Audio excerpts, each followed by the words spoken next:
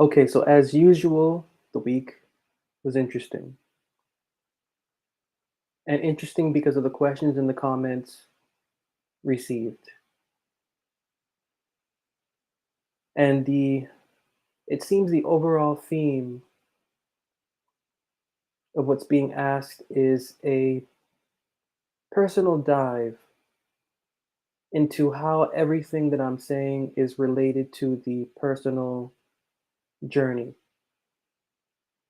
So I'm being asked to maybe step away from the Bible, maybe step away from everything in a sense, and to connect to the individual that has never been on that journey, to the individual that is wanting to be on that journey, to the individual that is just starting out personally on that journey.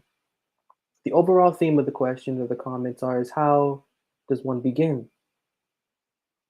In what aspect, if everything that I've been saying thus far from weeks prior, whether here or whether on justification, has been about learning what male and female are to stay from them, learning what the Bible advises concerning the devotional conversation to stay from it. Bible is asking the individual person to wake up and to realize that the religion they have is no religion at all, that the belief they have is no belief at all, that everything that they have understood thus far, they have really understood nothing thus far. They have only understood the religious world's concept. And according to the Bible, the concept within the religious world is not the concept within it. So the Bible is asking the individual to wake up, to step away from its own belief, to step away from the experience that its own generated or inherited belief has been leading, and to uncover something without everything that has been either inherited or adopted religiously, spiritually, or devotionally. The Bible wants a clean slate. And the question is, how can, and I'm just paraphrasing this question, how can a clean slate take place when there has been no such thing as a clean slate to begin with? There has only been, or there only is a memory of a religious experience. There is only a memory of a religious belief. There's only a memory of what we hold and define to be true, not according to anything that is within the Bible, not according to anything that is naturally or actually within us, but according to everything that has been traditionally inherited or adopted. And the question is, or the thoughts are, how do you begin such a journey as I am saying the Bible wants us to begin? Because because I have been saying and going through the Bible and just showing definitions and philosophy and different concepts, I have been showing that the Bible wants the individual conversation isolated on its own with just it and the Bible. How does that work is the question. How is that supposed to work? And so this answer that I want to give is actually in the Bible itself. And every time somebody asks me this question, I point them to this one Bible verse, which is Isaiah 34 and 26. And it's very simple. It's so simple that it's scary. So simple that it's scary. Isaiah 34:26 says, "Seek ye out of the book of the Lord and read." So if the Bible was a person, and if the Bible could speak, if the Bible could talk to the individual wanting a personal journey and relationship with it, if the Bible had a mouth and a tongue and could articulate itself, it would tell you Isaiah 34:26. Seek out of me and read. The answer is read. Why is that so scary? That's so scary because reading is not too popular when it comes to the scriptures. I remember one time a couple of years ago, someone asked me like what it is I'm doing with the Bible, and I told them that I actually study it. They looked at me and actually told me, "What are you studying the Bible for? You're not supposed to study that. That's not there for studying." At which point I just shook my head because it's not popular to actually read. And yet it is popular to actually read. And when I say read, I'm saying read in the context of simply looking at words and taking them for surface value. Now that's not what Isaiah 34:26 is saying. Although the word read is in the counsel of Isaiah 34:26, prior to that, which is why I have this here in the chat so we can see it. Prior to that, it says seek. It doesn't just say read. Bible doesn't just say read me. The Bible's advice is to seek. When reading, seek. And that's all well and good. But then the next question comes is, how do you know what to seek for? How do you know what to seek for when it comes to the Bible? Well, the Bible doesn't give us that answer. All that the Bible says, and for good reason, is to seek and to read. Reason being is this counsel is for individuals that have a desire or an inclining for something that is within the Bible. If our attention is turned to something called God, if our attention is turned to something called the Bible, if our attention is turned to something called spirituality, and we're seeking this from the scriptures that are from the Bible itself, from the scriptures therein, well, then we don't really need any sort of extra motivation. There is already something within us that we know should be fed, and the only instruction is to seek and read. And what I wanted to do for this time to answer those questions and thoughts that were coming at me, because I have been saying that there should be no force with the conversation. I've been going through Samuel. I've been showing the example of Samuel and the example there, the rule by law. A law-led religious devotion is one that will leave the individual faint. So what is an experience that is not law-led? Well, Isaiah 34:26 tells us the answer. An experience that is not law-led doesn't mean one is lawless in the sense of reckless. It is one that is seeking through consuming words, not simply reading as in taking for surface value, but seeking. And that word there, seek ye out of the book, is there because whenever the individual mind that is taken to feel a purpose for digging into the scriptures or for finding self within the scriptures, that word seek there, you don't just, this isn't a word there that is frivolous. One seeks because one has a nature of understanding. One seeks because one understands that they do not have understanding. This counsel, seek out of the book and read, is for individuals that know they have no understanding, and that's step number one, really. Being able to confess personally that we do not have understanding and that we need it. Being able to confess that the understanding that we have is no understanding at all is step number one. Why? Because the source for understanding, which the Bible is there to be sought. We are to seek what is within it.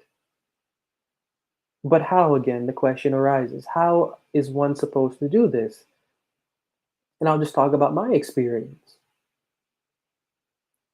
Everything that I have come to revolve my experience around and my reason for studying the scriptures around, I should fairly say, or say better, has been found to my very first experience personally reading the Bible. And I'm not talking about, we all do have experiences when we're little or when we're growing up or when we are in adulthood or something, and we have experience with the scriptures and we're reading this and we're reading that. I'm not talking about that. I'm talking about the actual first moment of personally inquiring, naturally, freely, no institution behind us, no preconceived notion behind us.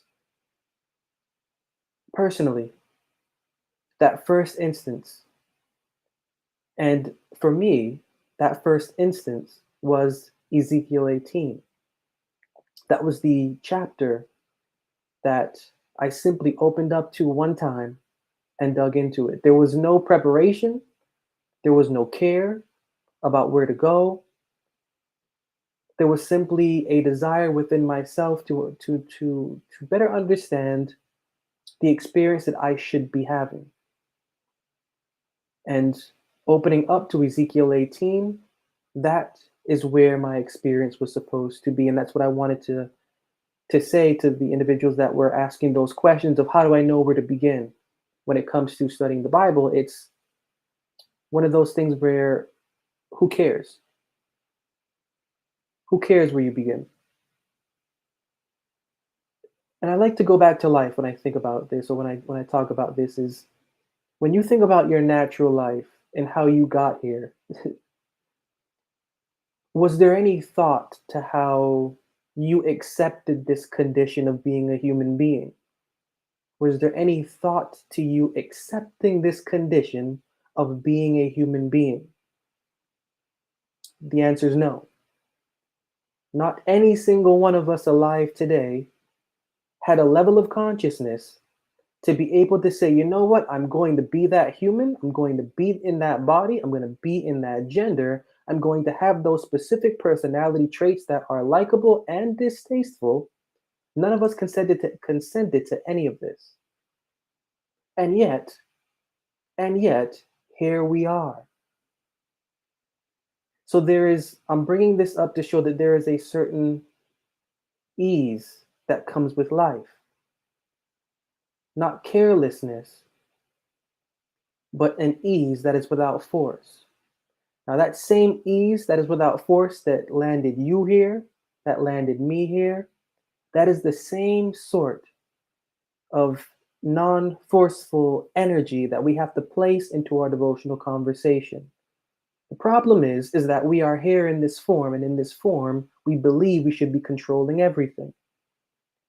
We believe in this form that we should be controlling every little thing, including the body that we cannot see that is within us. Never really understanding that the body that is within us is the only reason we have a physical body to begin with.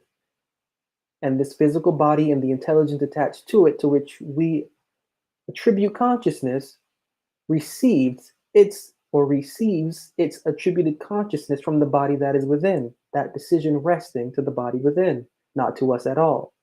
Saying all of this just so that we can get a little bit of a perspective of how we should be handling our devotional conversations, thoughts, and feelings, or our devotional conversations conscience.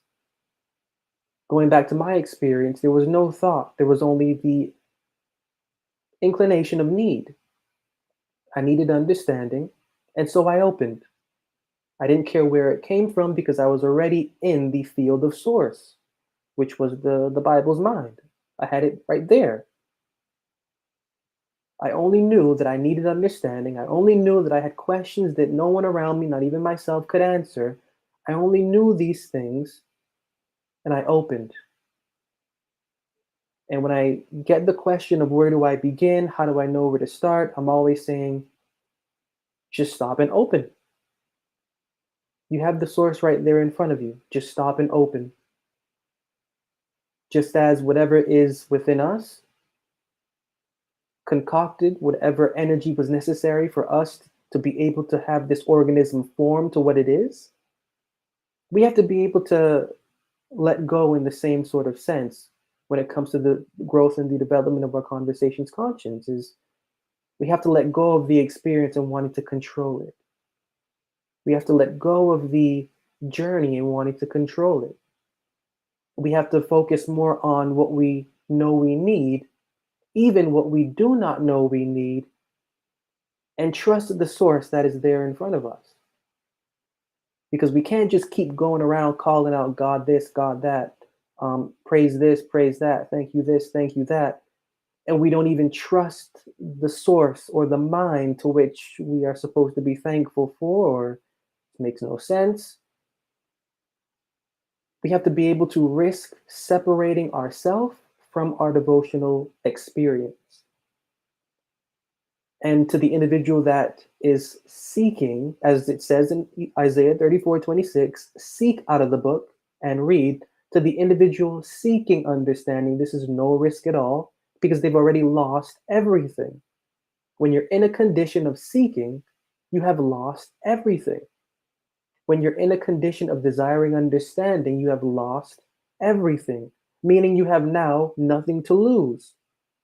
You have no understanding to lose. You only have understanding to gain. And so the frailty that comes with confusion means nothing to you because you know at the end you're going to either lose something or gain something, and it's not going to matter because you've already lost everything you've held dear to yourself.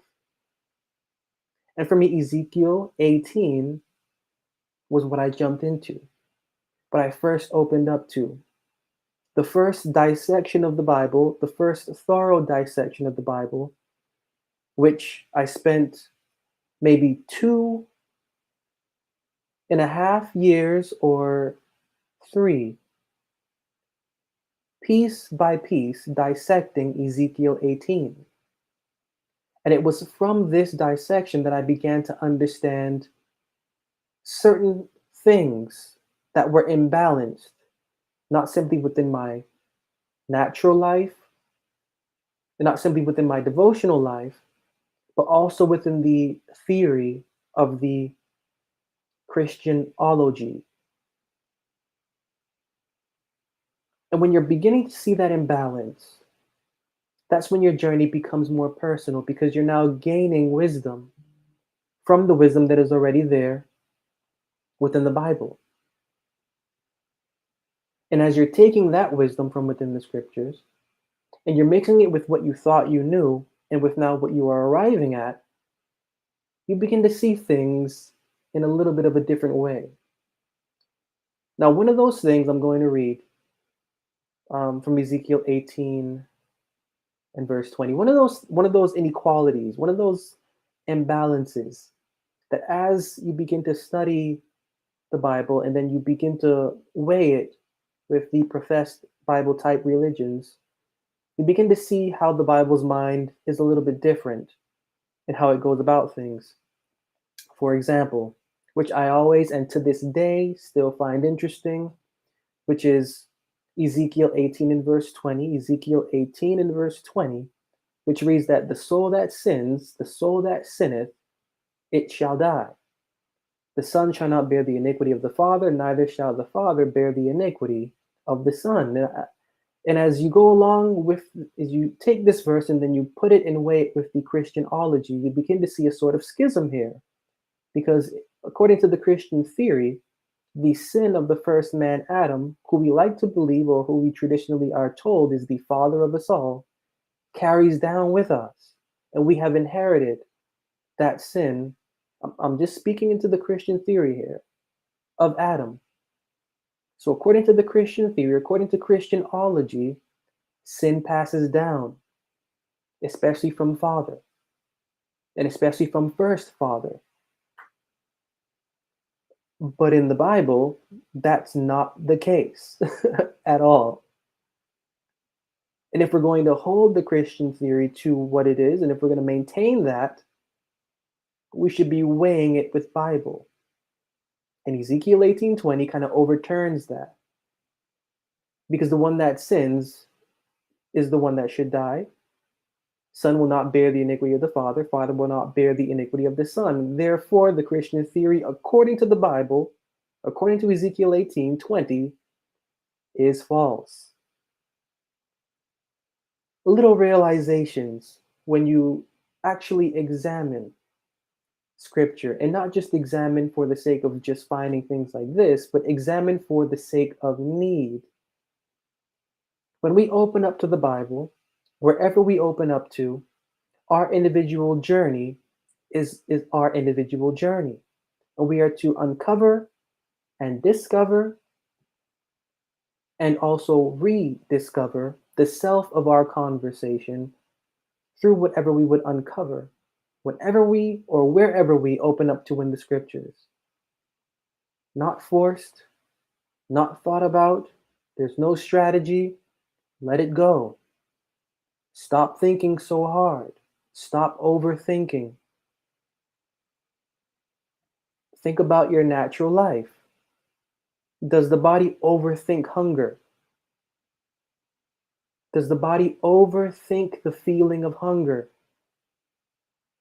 Does the body overthink the process of digesting food? Does the body overthink the process of creating bile within the stomach? Does the body overthink any of these things? No, the body just does them. It's we who create certain habits that may prevent the body from doing naturally what it should be doing naturally. But initially, the body takes no thought. It just goes. Its process flows. That's a lesson that we really need to take into consideration for the body that we can't see, the body of our belief. And when we just, as Isaiah 34:26 says, seek and read from out of the book. This is plain language. Seek and read from out of the book. When we can do this and separate ourselves from the experience, this is how definition gets defined to us. This is how schism gets brought up and out to us. Not for the sake of an argument, not for the sake of showing us that everything we believe is false, so we need to believe nothing at all for the sake of tailoring our personal experience to what it's supposed to be. Because we did not initially give ourselves a belief in anything concerning the scriptures. We did not one day wake up and say, you know what? This is interesting. I'm going to dedicate my belief to this. We have to give back where our belief came from. And because our belief came from a source of that was not force, we have to give back to that same source of energy that is without force.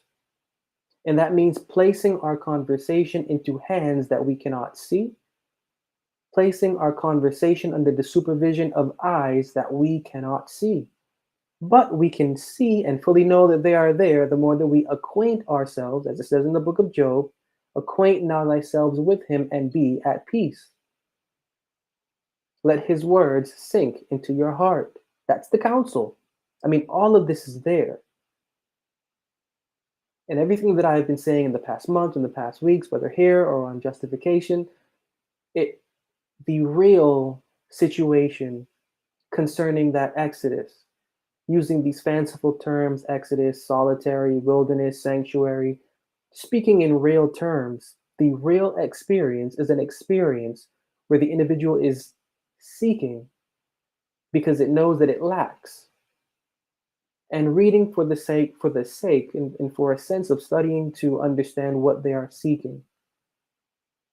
So the Bible is a book for individuals of need. If you have no need, and if you are afraid of your need, Bible isn't for you, and the Bible will not help you find you. If you have no need, and if you are afraid of your need, to acknowledge it. Bible, God, whatever you want to say, will not take you to where you think you should be devotionally, religiously, spiritually, philosophically. It's not how that works. Bible will only assist the individual that will, as again, the Bible always says, humble their heart and mind to seek and learn. Bible works with teachable spirits. Bible works with teachable characters. The unteachable character, you have no business. You have no business unless you are a teachable character, unless you are willing. Even in your unteachable way, so far, there's a certain percentage of being teachable. If this is not the case, Bible will not serve any purpose for you. That's real talk. So the more that you want to force Bible to do something for you, the more you want to believe God is doing this and doing that, you're going to keep on believing that. Or you're not. You're going to make a decision, a swift one. And that's where you're going to be held. You're not going to grow any further. Your stature, the stature of your character, devotionally, philosophically, spiritually, theologically, is going to stop at the clouds. It's not going to get any higher. But Again, Isaiah 34:26, should we adhere to this counsel and advice to seek, not just to read, but to seek, well, we will be able to understand the mate. I don't have that here in this verse, but we will be able to understand the mate that our conversation is supposed to be to our human being. The continuation of Isaiah 34:26 touches on that. And so for me, it was Ezekiel 18. And as I pointed out, Ezekiel 18 in verse 20, that those little nuggets you find to where you can be able to understand that the belief you have is no belief at all. The understanding you have is no understanding at all. So that you can be able to add sense to your understanding. You can be able to add sense to your faith, or I should say, in the terms of Peter, you can add virtue to your faith. And that's that bottom rung, adding virtue to your belief. How do you add virtue to your belief? What is virtue? Think about what is virtuous. Paul tells us in Philippians what's virtuous. Think about what is virtuous when it comes to actuating a living relationship with the mind inspiring the scriptures. Think about what is virtuous when it comes to actuating a living relationship with a human being. What's virtuous in that sense? Because the same sort of virtue in that sense is the same sort of virtue we have to carry with our devotional conversation. We, meaning the being of our human. Same sort of virtue we would carry on with another human being in a genuine sense is the same sort of virtue the being of our human needs to have with the being of our conversation. And that can only take place through dialogue. Can you imagine a relationship without dialogue? Can you imagine a relationship without communication? Now transfer that to what is within you. It's the same thing. And ignoring the fact that until we are able to have that sort of dialogue with ourselves, we cannot have it with anyone outside of us, just ignoring that fact. But acknowledging the fact of dialogue and its need. That's the one of the means whereby we are able to transcend the useless belief and experience that we have been having. And to the individual seeker, to the individual that is desiring to further their experience with the scriptures, this is the advice that the Bible has.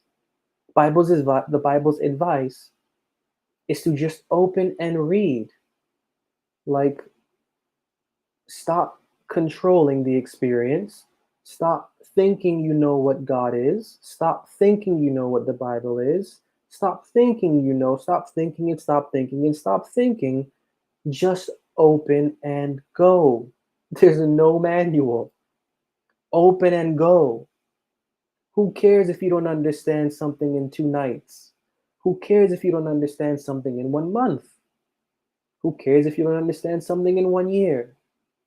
Now, I'm saying all of this because, again, the individual that is seeking understanding will not have a problem with this. Individuals that are not seeking understanding but yet are trying to force a religion with the Bible or with something, they're going to have an issue with this because they don't have anything within them. Bible needs something within you. Just like any sort of passion that you have needs something within you. You have a passion for swimming, you need to love water. You have a passion for music, you need to love sound and rhythm.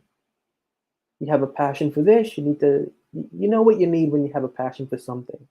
Nobody needs to tell you to force anything.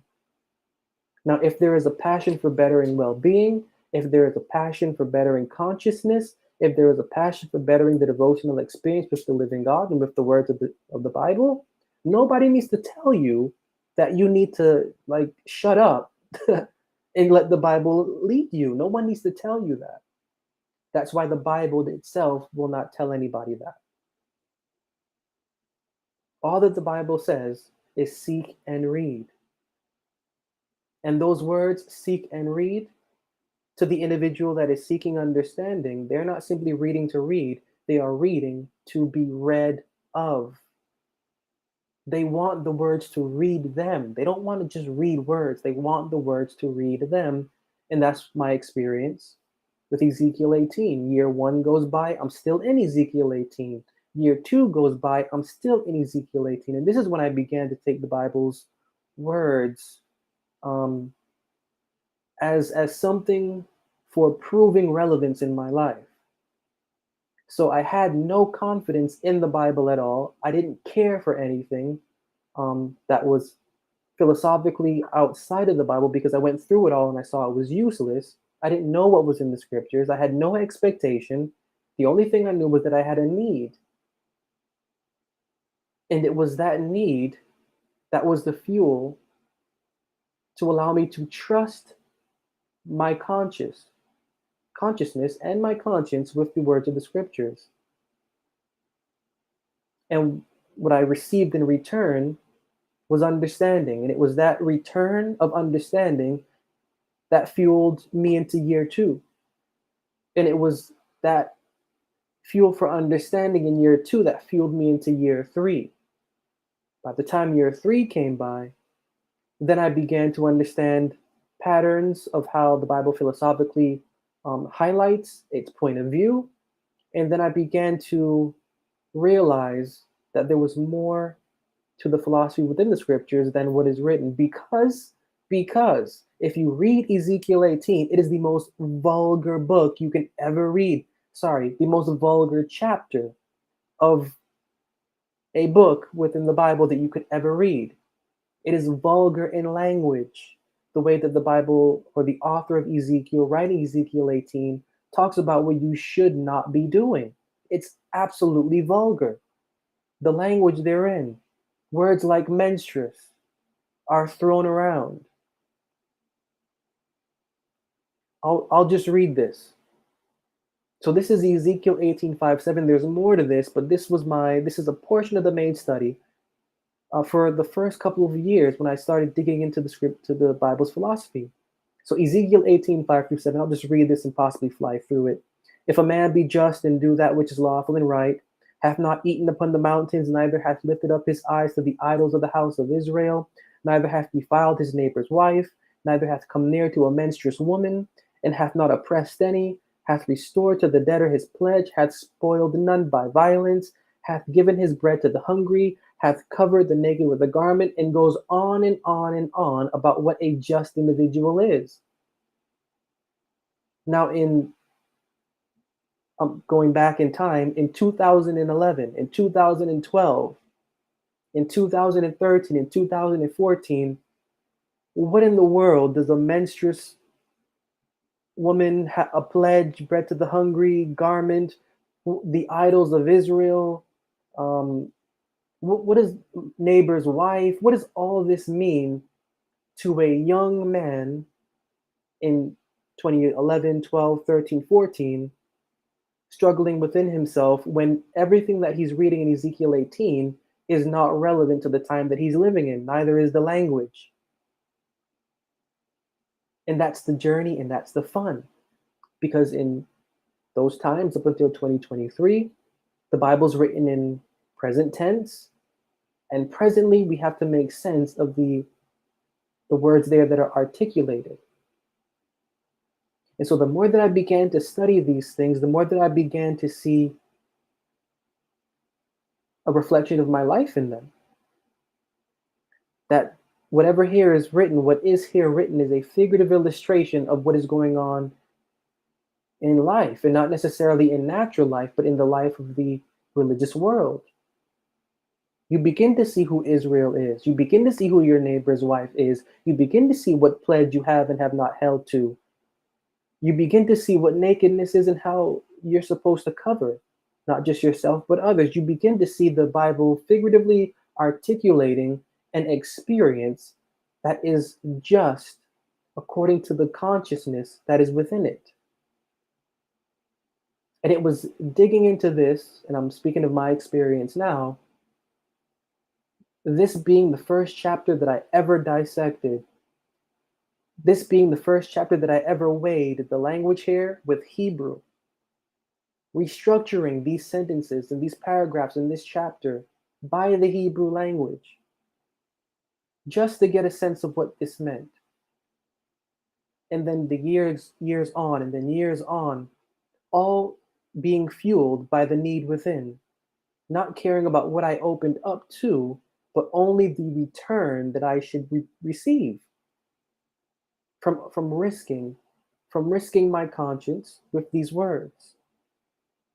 So you really have to be a risky person when it comes to stepping away from yourself. If you're not able to step away from yourself, if you're not able to risk your consciousness with words, and especially the words of the Bible, especially the words of the Bible, well, then that means you're still holding on to you.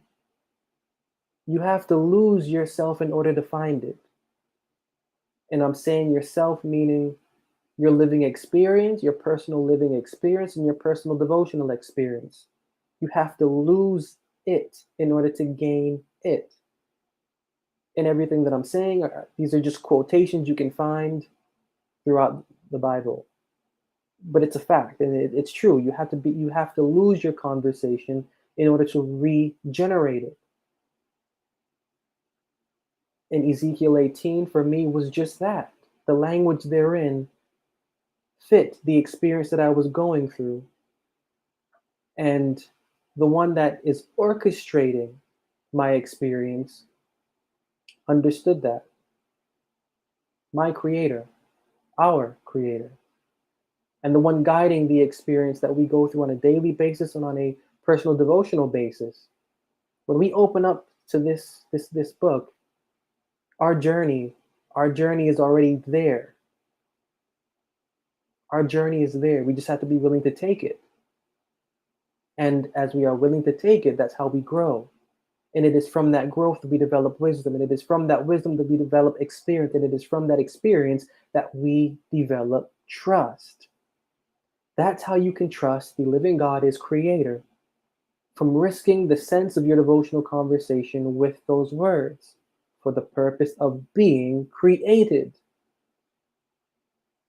So although I use figurative language and I'm maybe going hard or heavy within the scriptures and the opinions therein are just not traditional or this and that, yet they are there in a real sense. In a real sense, we have to know how the Bible articulates itself, because if we're going to hold the Bible as our source of understanding, we have to be able to jump into it and not place ourselves into it in a rude way or in a false way. We have to be able to separate our ideology from the philosophy that is already within the scriptures. That can only happen, as Isaiah 34:26 confirms, as we seek out of the book. Just open up and read. If the Bible could speak, that's what the Bible would say to us. Open up and read me. Stop thinking about where you're going. Stop thinking about where you want to be. Stop thinking about, and stop thinking about. Just go. The words will lead you along with what is within you. If we can get that down, well, then the experience would tailor itself. We wouldn't have to worry about it. Does our heartbeat tailor? Do we tailor our heartbeat? Like as I'm sitting here right now, as you're there listening, as we live our daily lives, are we tailoring our heartbeat, or are we just living? Like we're literally just living. We're not thinking about our heartbeat.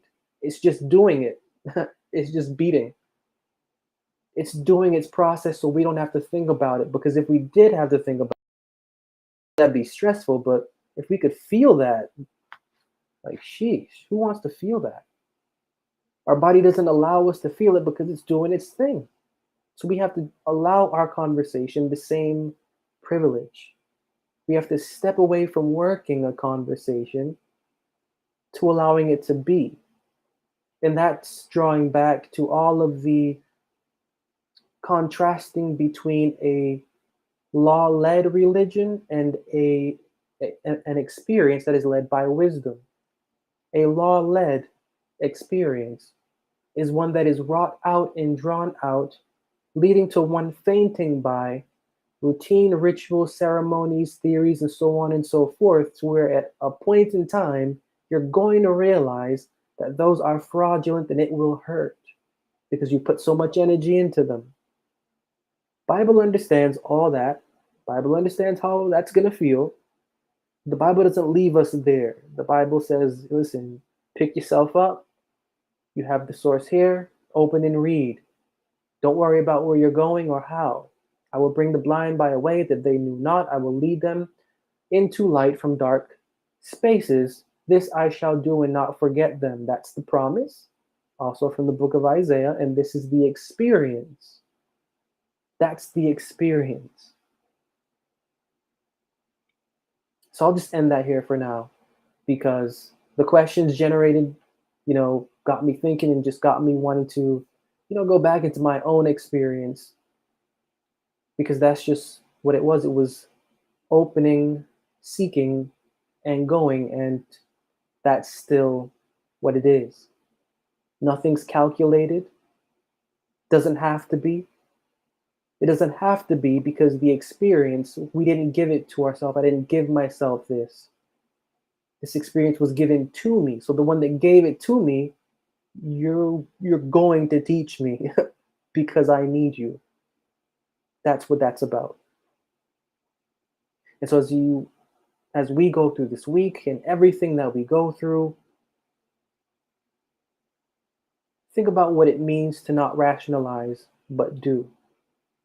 Not anything like insane. I'm talking about with the scriptures. And as you sit down with the scriptures, to open, don't think about where, don't think about how, don't think. Just open and go.